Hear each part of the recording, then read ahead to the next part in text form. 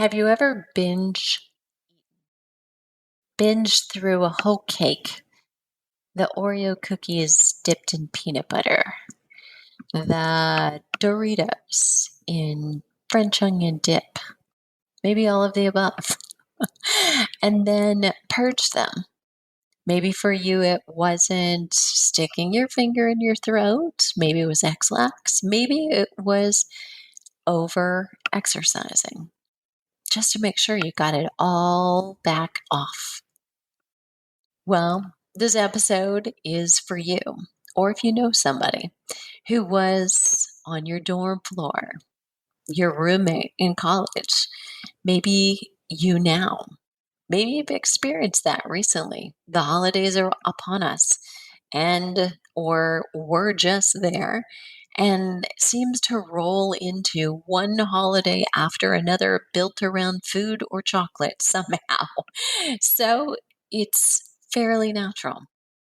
And your entire life, you're conditioned that food is tied to emotions from the moment you're out of the womb. So we're talking all about emotional eating, yo-yo dieting, binging, bulimia, all the things. And we're talking, believe it or not, about a huge success story and how she's turned it into a career helping other women. I'm Deborah Atkinson. You're listening to Flipping 50, where I address your top struggles and concerns, and I share what to eat, how to move, and how to change your mindset so that you can have the energy and the vitality that you want, need, and deserve in this second and better half. Before we dive into today's episode, all about emotional eating, yo-yo dieting, and getting to the other side of it, I want to let you know that this episode's sponsor is brought to you by the 5-Day Flip. If you have not yet started your new year off with more movement, or you haven't defined what that looks for now, at the moment that you're in, the 5-Day Flip is a great start or restart. And within that 5-Day Flip, I share with you how your exercise, the workout I'm going to give you each day, 5 days in a row, will positively influence your hormones. So you can walk away from those 5 days saying, yes, I can fit this in. It doesn't have to be long to be good and give me energy, and know exactly how and why to lay out your exercise to benefit your hormones. That's the Flipping 50 5-Day Flip. Flipping50.com/the number 5-Day Flip. And I'll put that link in the show notes so you can click right to it. Let's dive in. My guest today experienced food and weight struggles from many angles. She developed binge eating and exercise bulimia as a high school and college student. After ending that at 22, Debbie had no issues until hitting 40. Then, not only did she gain 25 pounds without doing anything differently, but she developed gout, digestive issues, joint pain, insomnia, and more. She wrestled with food, her weight, and the symptoms for 6 years. Slashing and burning calories didn't work like it did when she was in her 20s, and she had no idea what to do. At 46, Debbie Thompson finally stumbled upon the right information to not only lose 30 pounds, but all her symptoms disappeared. And she felt so good that for the first time she realized she could run more than a block. She went on to run several 5Ks, 10Ks, and a few 10-milers and one half marathon. In the process, she developed a passion to help other women over 40 experience wellness and food freedom too. She left her 25-year career as a social worker, went to health coaching school, and has helped women from their 40s through their 50s to feel ease with food for possibly the first time in their lives. And emotional eating and yo-yo dieting gain energy, ease symptoms, and most importantly, know that they know how to keep themselves doing it. I want to make clear as I read that bio, that is end emotional eating and yo-yo dieting, just to be clear. Debbie, thank you so much for being here. Thanks for having me. Listen, that is quite a story. That can keep us going for a little while. So we've got to unpack this, and definitely no listener here is probably surprised or unfamiliar with the fact that, wait a minute, you gained weight or things change and crop up, but you haven't done anything different. That perfectly describes perimenopause for a lot of Yep. women. But we have to say, you must have gotten in line twice, right? I mean, you got more than your share. Yep, for sure. So in that frustration, what did you do? And if we can just back up a second, I don't want to just skim over the binge eating and the exercise bulimia as a high school and college student, and you said you ended that at 22. How did you get over that? Yeah, that's such a good question, and unfortunately such a unique experience. It literally was, I watched a, remember the old like TV movie of the week back in the day? Vaguely. I was I was watching the TV movie of the week with Meredith Baxter Burney from Family Ties, Mhm. and she was a bulimic woman. And I remember up until then, all I thought I was doing was that I couldn't stay on a diet. I just thought like I just keep falling off the wagon. I did not recognize that I was in a cycle of, like emotional eating and very predictably binging and then purging. And for me, because I did not want to make myself throw up, that's where exercise just became a way for me to purge very, very purposefully after binging. So anyhow, I watched this movie, and as I'm watching her pattern, I just thought, that is me. That's exactly what I do. And I did not know it was a thing, because back then the only thing that was known was, regular bulimia. And I knew I wasn't that. So as I watched her, I just had such an insight come over me that, oh, okay, I just don't need to do that anymore. And it's so unusual, but it's all I needed to do. And I also know now that what I did in response to that is also what I teach women now, is intuitive eating. So instead of dieting back then, when I stopped the binge eating, I knew something just made me realize I needed to stop dieting too. I needed to stop the extremes, stop trying to starve myself, which again, science has sort of discovered is actually a leading cause of binge eating. It usually does result in those extremes. So I knew that I needed to stop doing that, in addition to not, using any kind of purging. And I just sort of what became an intuitive eater. But the problem with that is that all of a sudden at 40, that intuitive eating didn't give me the same results anymore. Wow. Okay.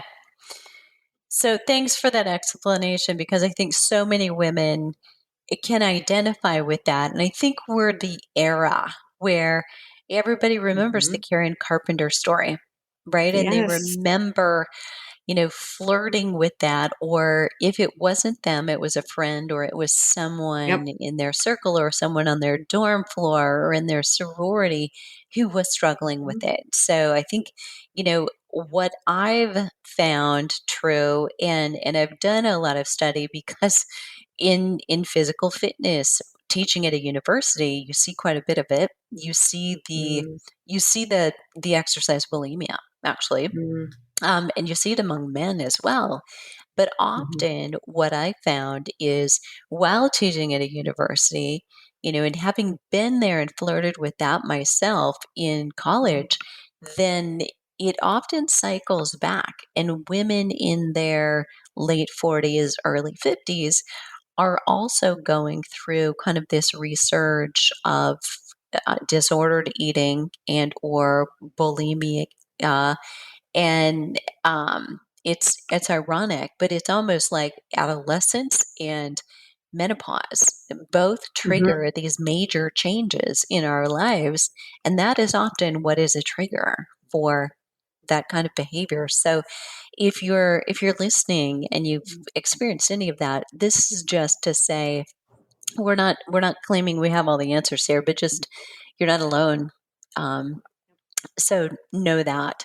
So, I'd love to, I mean, you've got you've got obviously the study of one, but now you've done this, you've helped a lot of women. What would be your biggest tips for women who struggle with emotional eating? And before you answer that, maybe it would be beneficial to unpack emotional eating and what that is, how it's triggered. Oh, that's a really good question because people don't usually take the time to unpack it. Um, the way I look at it, and I don't have a clinical definition of it actually, my experience with it and what women identify as emotional eating that I work with is turning to food, and usually specifically processed foods, sugars, salty things, as a result of having uncomfortable feelings that they don't want to deal with. It's usually a very close cause and effect. Very cool. Okay, so great description. Now, I mean, women who struggle with that, and I would happen to say, okay, that's just every woman, period, maybe. But in case there's one or two of you not out there, yeah, tune in next week. But what are your tips for women who struggle with that, or when we struggle with that? And I think that's a great point too. And I think there's a continuum. I think that there's women that maybe sometimes they tend to um, emotional eat and sometimes they don't. Or I know I talk to the women in my program about, do they see stress eating as different from emotional eating? So there's a lot of nuances to it. I also have, in my opinion, have pointed out to women that I work with that boredom eating is emotional eating, and boredom is an emotion. So, yes, a lot of these things are just what everybody does seem to do. But I think the biggest thing that I would say that I do in helping women, whether it is with any kind of binge eating behavior and habit like I had, or the emotional eating, stress eating, boredom eating, is mindfulness and pausing and just paying attention to what you're doing. So that's a lot right there because, what exactly does that mean and how do we do that? A lot of times, the pandemic comes to mind because when I think of the boredom eating, or everybody, all of a sudden was home by their kitchen or working in their kitchen, and before they know it, they're in the pantry. Usually when that happens, you're really not paying a lot of attention to what you're doing, especially maybe after a while. Maybe the first couple times you did it, you realized you were wandering in there and you just wanted a break. And then after a while, that became sort of like a habit, a wired habit in your brain. And you probably really don't pay attention to the fact you're doing it. It's similar to eating while scrolling the phone, eating while on the computer, eating while watching TV. None of that is being mindful. If you're not paying attention to what you're doing and you're just sort of in autopilot, you're not aware. You're not pausing long enough to actually pay attention to what you're doing. So that actually is the same thing with emotional eating. It becomes a wired habit. It's sort of like your brain being on a GPS, and that's the route that's been programmed in the GPS. This is what we do when we feel blank. I have women that talk about with stress, they tend to eat, but with like grief and sadness, they tend to lose their appetite. Or, you can have specific issues like that. But I have every variety of situation. And I was the same. Some of us don't even have enough awareness to realize that we react differently with those types of emotions, that with some emotions we eat, with some emotions we don't eat. I didn't. I had absolutely no connection between emotion and what I was doing until, like I said, I watched this movie and it was like the same feelings were coming over me that were coming over her when she would be triggered to eat. Um, so yeah, just practicing that pause and becoming self-aware and living more mindfully in general.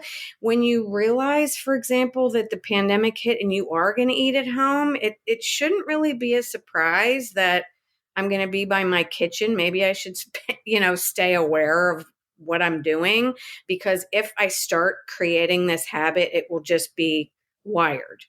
And then real quick, the other thing too, as far as the binge eating part of it, a huge factor in that, as I had mentioned already, is that extreme dieting does tend to cause binge eating, because it's sort of like a gas tank. If you let it get to zero, you might need 20 gallons of gas. But if you let your belly, your stomach, your gas tank get to only half empty, you only need 7 gallons of gas and less food to fill it up. So it sort of just stands to reason that the hungrier you let yourself get, you're setting yourself up for that just primal instinct in you to binge, because your brain thinks you're in a famine and it's trying to keep you alive. So that's how they sort of go together. Binge eating can come just from dieting, but also the emotional triggers to binge eat, or the triggers just to emotional or stress eat, come from just that lack of awareness that we can pause and that our brains get wired to just cue up certain behaviors. Does that make sense? It does make sense. And I want to kind of address this piece that, eh, as you're working with somebody about the physicality of dieting, so severe restriction, what happens to the body, what's triggered, not just in the body, but then in the brain, and then the re-eating, the refueling, the feasting, then sometimes over an abundance, there's the guilt and the shame. So there's this Yeah. emotional eating is just rampant, right? It's at one end and at the other. But the underlying piece of it, how much do you dig into when you're working with people, that maybe worthiness or the fact that we might be trying to cause our own pain, as odd as that sounds, Mhm. because maybe we've grown up in a certain environment where that was actually our comfort zone, and it's what we knew. How much do you unpack that? Mhm. That's really so good, Deborah. I think so. The health coaching program that I went to, they actually did give us some sessions around not only like triggers, handling triggers, but also like body image, how you developed your body story, and so I do that in the program, and also, acknowledging that people might not be ready to go there, and that's okay. So yeah, I mean, because that's such a big point. The very first thing I also do in the program is the first week, I make very clear, I call it Body from a Place of Love, that this whole thing is about honoring yourself, doing health promoting behaviors and self care that is from a place of honoring yourself. It's not out of, self hate. And I'm sure you have the same deal with the same thing. We are so, we're already so hard on ourselves, and, women and body image and eating and everything, let alone adding the menopausal changes and the body's going rogue and all of that on top of it. That's a lot. Yeah, for sure. Love it. Okay. This is a good one because a lot of women think, well, if I just had more willpower, or I'm not motivated, or I'm not disciplined. I hear this very frequently. Yeah. And so, what is your response to A woman who says, you know, I have no willpower, I'm not motivated, can't get motivated. How can a woman change her eating and exercise habits without relying on willpower or motivation?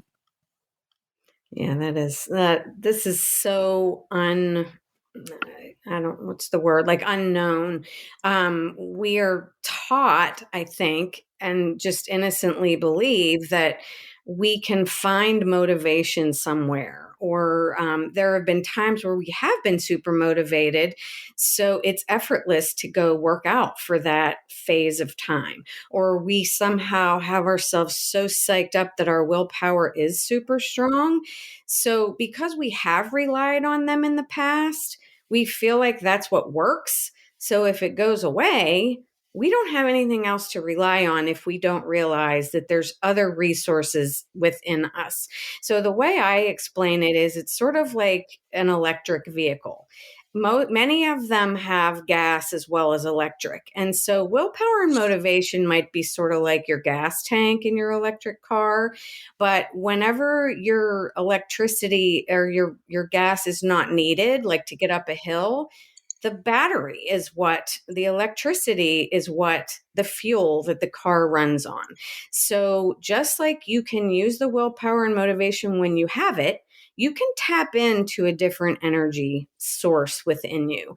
And that is, again, this mindfulness aspect and brain wiring, and just realizing that basically the way I describe it is that, willpower and motivation are a lot like any feeling. They're very fickle.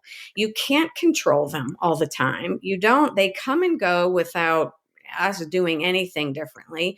I, for example, this morning had a hard, this is the Monday after Thanksgiving. I did not get up at 4:30 in the morning for over the Thanksgiving break like I do usually. And so I knew last night that this morning was going to be very hard to get up at 4:30 in the morning again. If I waited to feel motivated to do that, I'd probably be waiting till the spring when it gets light and warm out again in Pennsylvania. So and I also will tell you that this is not about self-discipline, because I feel like, again, that's me sort of forcing myself to like believe that I'm trying. Self-discipline is a hard one for me. And I think some people may just call that self-discipline, but I feel like I've just surrendered to the fact that I literally can stand up and get out of my bed, whether I'm motivated or not. And I can stop myself like from emotional or stress eating, whether I have willpower or not. I can step away from the refrigerator. I physically have the ability to do that. I don't have the ability to design a rocket ship right now or do brain surgery or trigonometry, but I do have the ability to stand up, whether I feel like it or not.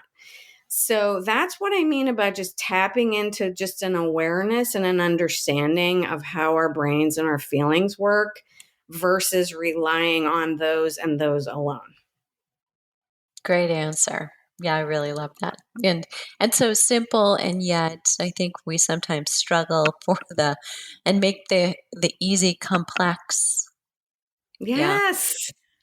Yep. So what would be one thing, and I really love that, well, I don't love it happened to you, but I love that whatever happened to you, you've turned into a positive and something that you're turning around and telling others because you've been there and you have walked in their shoes. So, what would be the one thing that you would want women to know who continue to struggle to improve eating habits and self care? If you could give them just one tidbit, what would that be? Oh, I love that, because I think it comprises a lot of what we've been talking about so far, is that we have a lot of guilt and shame about that.